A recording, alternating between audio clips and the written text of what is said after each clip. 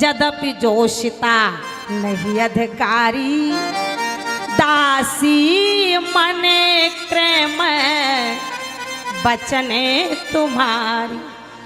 गूढ़ाऊ तत्व न साधो दूरा में, आरती अधिका रीता पावे।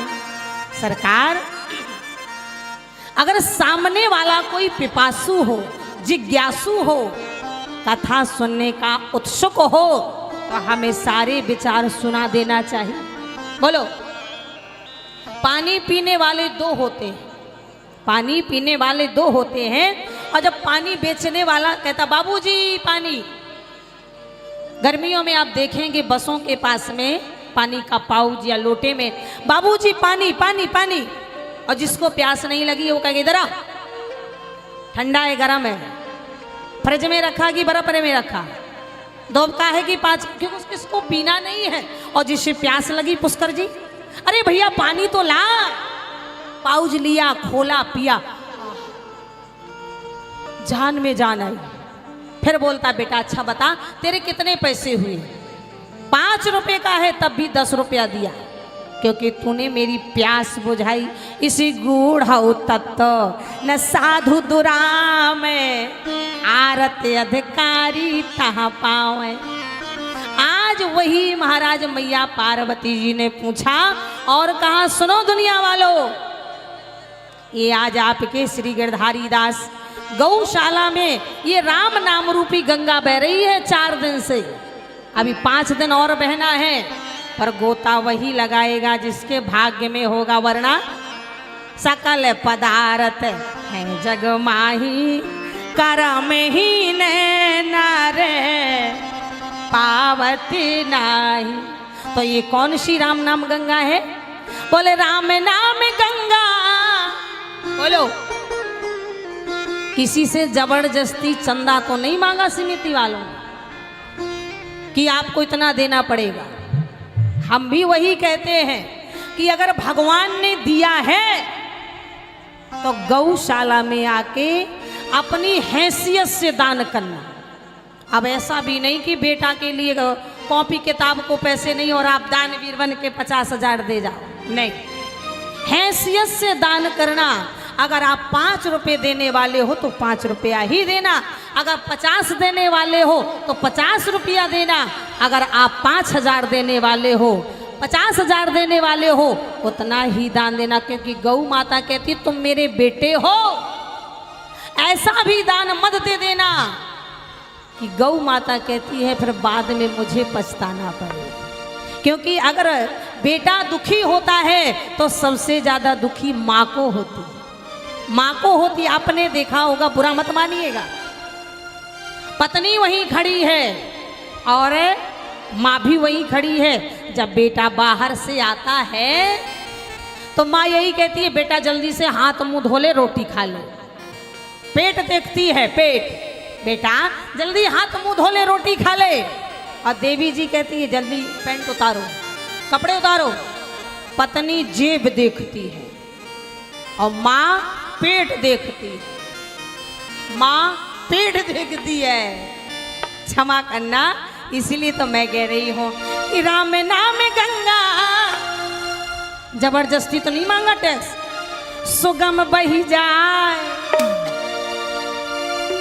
हैसियत है तो दो, और अगर नहीं हैसियत है तो खाली हाथ आओ, आराम से कथा के पंडाल में बैठो, प्रसाद पाओ और गौ माता से कहो कि मैया अगर तेरी कृपा रही और अगर मुझे आपने दिया तो जरूर मैं तुम्हारे यहाँ था। इसीलिए राम नाम गंगा सुगम बही जाए। यह कथा में मेरे 9 प्रश्न हैं। प्रथम सो कारण कहाऊ विचारी, निर्गुण ब्रह्म सगुण बपुधारी। जो परमात्मा निराकार है, आखिरकार उसने सगुण रूप से दशरथ जी के घर जन्म क्यों लिया? प्रश्न अच्छा है ना। बाल चरित पुण्य कहाऊ उदारा, पुण्य प्रभु कहाऊ राम अवतारा। ऐसे मैया पार्वती जी ने 9 प्रश्न पूछे। तब भोले बाबा ने कहा कि राम जन्म के हेतु अनेका, परम विचित्र एक तेका। जन्म एक दुई कहाऊं बखानी,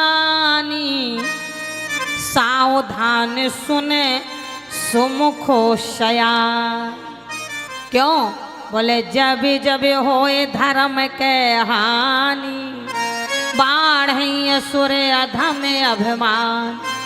तब तब धर प्रभो विविध शरीरा, हरहि कृपा निधि सज्जन पीरा। फिर भी हरि अनंत हरि कथा अनंता, कहाई सुनहि बहो विधि श्रुति संता।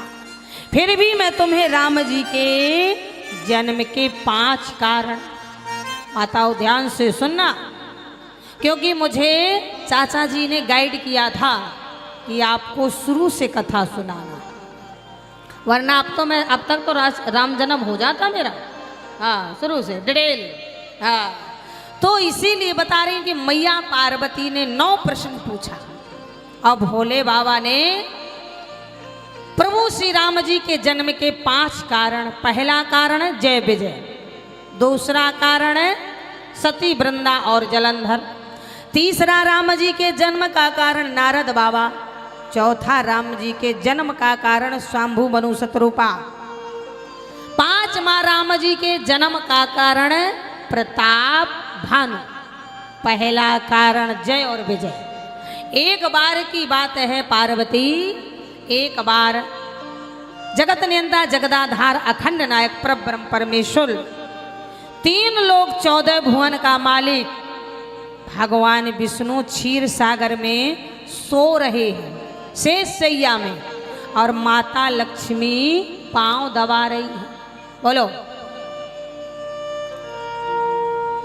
अपने अपने पति के कौन कौन पांव दबाता है? हाथ उठाओ।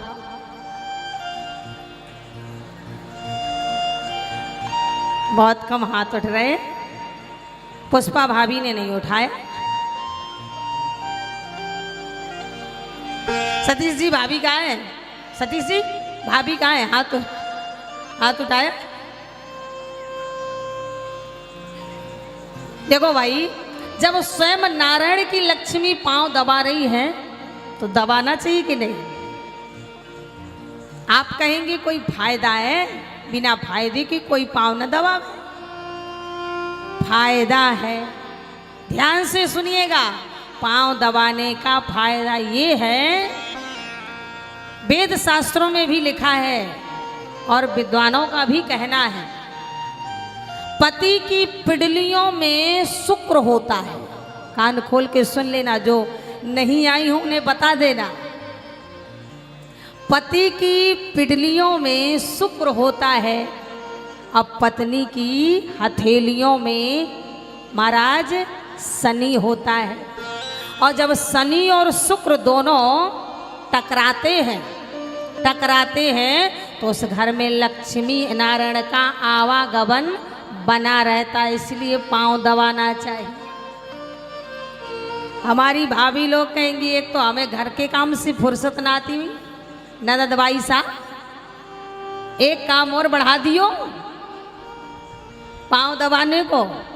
अरे भाई, जैसे एक तो 2 मिनट दबा देना चाहिए, मात्र 2 मिनट 5 मिनट दबाने तो ऐसे चल। और अगर नहीं दबा सको, नहीं दबा पाओ तो सरल तरीका है, आने वाले नवरात्रि में 9वीं के दिन बाजार से जाके वो तस्वीर ले आना जिसमें नारायण सो रहे हो, आंख बंद किए हो, नारायण सो रहे हो और लक्ष्मी पांव दबा रही हो। अपने घर में, बैठक में, रूम में कहीं भी लगा लेना, पांव दबाने के बराबर फल मिल जाएगा। अब तो खुश हो, अब बजी तालियां।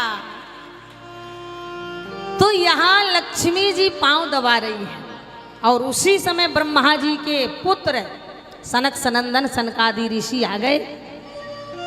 भगवान विष्णु का दर्शन करने। पर यहाँ भगवान नारायण के द्वारपालों ने, जय विजय ने कह दिया अंदर कोई नहीं जाएगा। जैसे यहाँ खड़े हो 2 मिनट, अंदर कोई नहीं जाएगा। तब महाराज सनकादि ऋषियों ने कहा दिमाग खराब है, तुमने हमें नारायण के दर्शन के लिए मना किया है। हम चारों भाई तुम दोनों भाइयों को श्राप देते हैं कि तुम 3 काल के लिए राक्षस बन जाओ। ये वही जय और विजय हैं। सतयुग में हिरण्यकश्यप और हिरण्याक्ष बने, द्वापर में दंत्रवक्र और शिशुपाल बने, त्रेता में रावण और कुंभकर्ण बने। इसलिए राम जन्म के हेतु अनेका, परम विचित्र एक ते एका।